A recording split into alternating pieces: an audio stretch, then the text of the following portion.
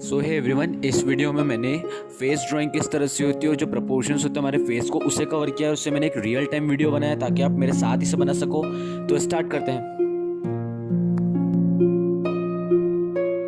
तो गाइस, जो हमारी फर्स्ट स्टेप होगी यहाँ वो होगा हमें एक सर्कल बनाना है। प्लेन जो इम्परफेक्ट होगा चलेगा, उसमें कोई दिक्कत नहीं है।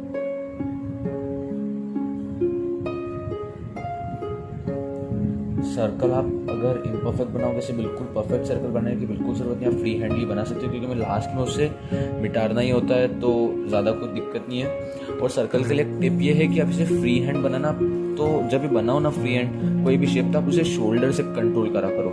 क्योंकि क्या है, जब रिस्ट से करते हो ना तो जैसे यहाँ तक कुछ और यहाँ पर आपकी रिस्ट ब्लॉक हो जाती है। और जैसे मैंने इसको ऊपर शोल्डर से बनाया, तो शोल्डर से मैंने इसको मेन रखा, तो मुझे दिक्कत नहीं हुई बनाने में। तो सेकंड स्टेप हमारी इसका रेडियस लेके और इतना ही इसके बिल्कुल नीचे बनाना हमने कर लिया। अब हमें क्या करना है, दोनों तरफ से कुछ कर्व लाइंस ड्रॉ करनी है। वो हमारी चेक्स और वो होगी जॉ लाइन होगी।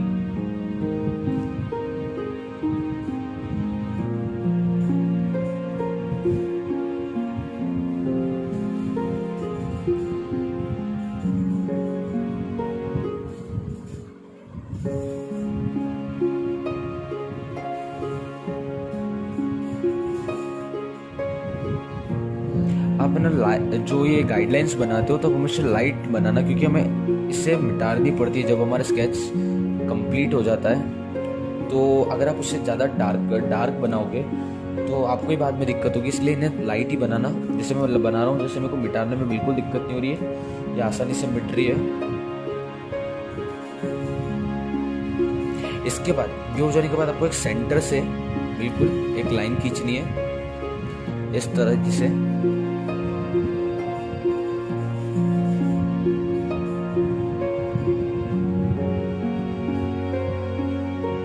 इस तरीके से आपने लाइन खींच ली।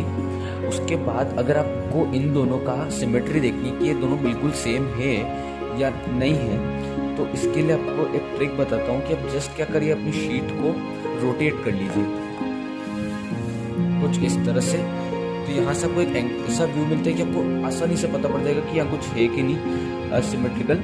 तो यहाँ से जैसे मेरे को पता पड़ रहा है कि ये साइड दोनों सेम नहीं है बिल्कुल, तो मैं इसे यहाँ से सेम कर देता हूँ।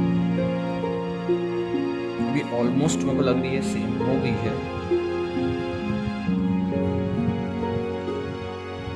ये ऑलमोस्ट अब सेम हो गई है। तो अब अपने बाकी के पोर्शंस पे आ जाते हैं। तो इसके बाद हमारी जो नेक्स्ट स्टेप होगी वो हमें क्या करना है कि जो पूरी लाइन है यहाँ से यहाँ तक, इसका हमें हाफ करना है, इसे हाफ में डिवाइड करना है। तो मेरे ख्याल से ये यहाँ होना चाहिए इसका हाफ, है ना। उसके बाद हम पोर्शंस में लेंगे। इसके बाद हम अभी पहले जो है लोअर पोर्शन ले रहे हैं। लोअर पोर्शन में हमें इसे हाफ में डिवाइड करना है।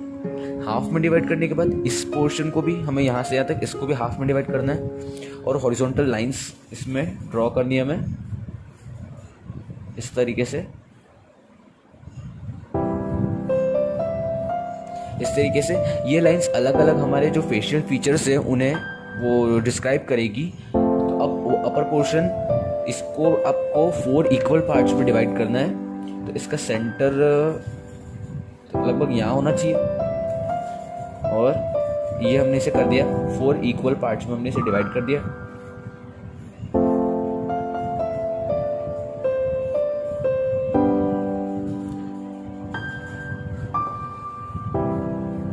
ये हो गया। तो ये हमारी अलग अलग जो है बेस लाइंस वो अलग अलग फेशियल फीचर्स को डिस्क्राइब कर रही है। जैसे फर्स्ट हमारी हेयर लाइन है, उसके बाद eyebrow, then eye line, then nose और लास्ट में हमारे लिप लाइन्स है। तो हम शुरुआत आईज से करते हैं। तो आईज में आपको रेफरेंस के अकॉर्डिंग आईज की साइज को मेजर कर लेना है, मतलब एक एस्टीमेट लेना है आपको, स्केच में मेजर नहीं करना होता है इस तरीके से। और आईज के लिए टिप है कि आप दोनों को साथ में बनाओ। दोनों आईज जो होती है ना, बहुत से लोग क्या है उसे अलग अलग बनाते हैं, तो उसमें वो दोनों आईज सेम बनाने में बहुत मुश्किल होती है। बन तो जाती है, उसमें बहुत मुश्किल होती है। जैसे मैं यहाँ पर ये वाली आईज सेम सेम बना रहा हूँ,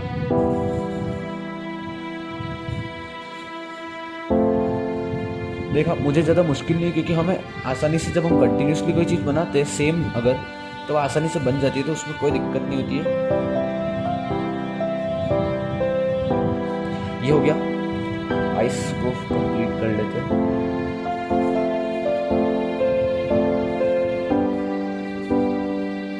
मैं आइस में ज़्यादा डिटेलिंग नहीं कर रहा हूँ, मतलब ज़्यादा शेडिंग कुछ भी नहीं कर रहा हूँ अभी, क्योंकि हमें सिर्फ एक जनरल आइडिया लेना है चीज़ों का कि किस तरह से फेशियल फीचर्स, मतलब के प्रोपोर्शंस किस तरह से होते हैं। तो हम नेक्स्ट अब हमारा इसकी दोनों आईलिड्स कर लेते हैं।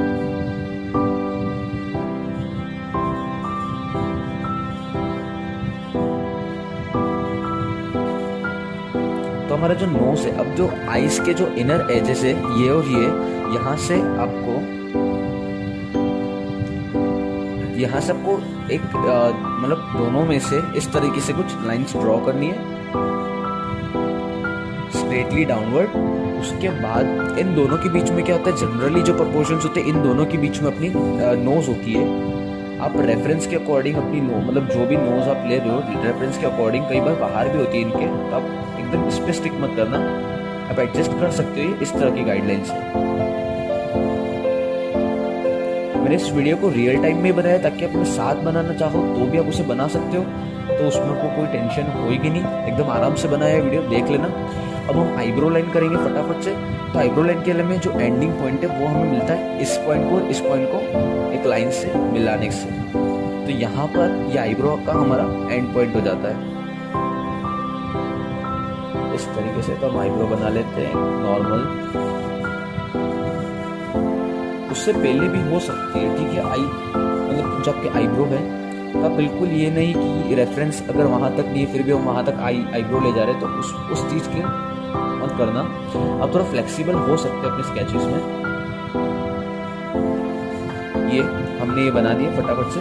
अब इसके बाद हमारा जो है लिप्स, बाकी लिप्स कर देते हैं। लिप्स के लिए ये हमारी है बेस लाइन, उसके बाद ये हमारा हो गया लिप्स। क्या 3 पोर्शंस में डिवाइडेड होती है, ये अपर लिप और ये लोअर लिप, सॉरी 2 पोर्शंस में होती है, अपर लिप या लोअर लिप, और दोनों तरफ 2 पॉइंट्स बनाओ इक्वली और सबको ज्वाइन कर दो, तो सिंपली आपके लिप्स बहुत आसानी से बन जाएंगे। तो आपके गाइडलाइंस यूज़ करने का यही फ़ायदा होता है कि आप बहुत आसानी से सिमेट्रिकल चीज़ें बना लेते हो।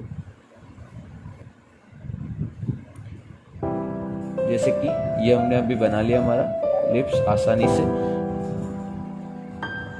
ये देखिए आसानी से लिप्स बन गए क्योंकि हमने गाइडलाइंस यूज़ करी थी। इसके बाद हमारा जो है ईयर्स बाकी है और हेयर बाकी है। तो मैं पहले ईयर्स ले लेता हूँ। ईयर्स जनरली होते हैं आईब्रो लाइन और नोज लाइन के बीच में, तो मैं जनरली इसे एक आइडिया से यहाँ ले लेता हूँ और सेम इसे इधर भी ले लेता हूँ यहाँ पर। ये हमने ईयर्स बना दिया।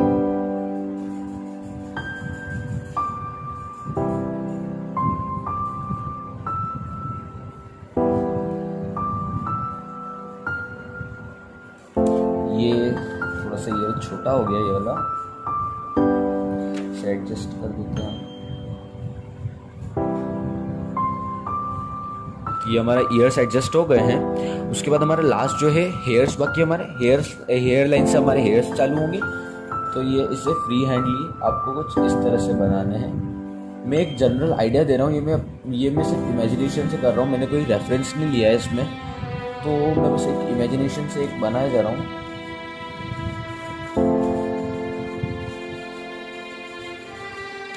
इस तरीके से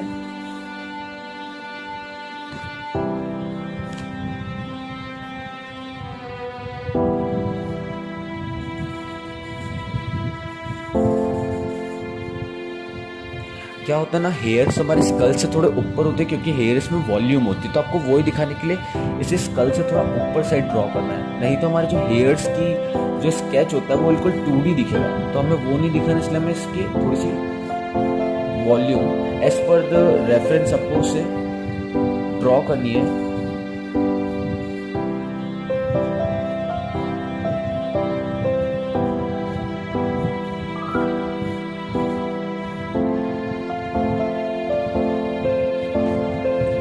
तो अभी तो ये बहुत अजीब सा लगा, एकदम भूतनाथ लग रही, पर ये सिर्फ गाइडलाइंस की वजह से। और आप देख सकते हैं कितना प्रोपोर्शनल, मतलब प्रोपोर्शन से बिल्कुल अच्छा बना है, एक सिमेट्रिकल बना है, ये आड़ा टेढ़ा कोई मुंह नहीं बना है। तो आप ये स्केच पूरा होने के बाद इसे फटाफट से मिटा देना तो बिल्कुल अच्छा लगेगा।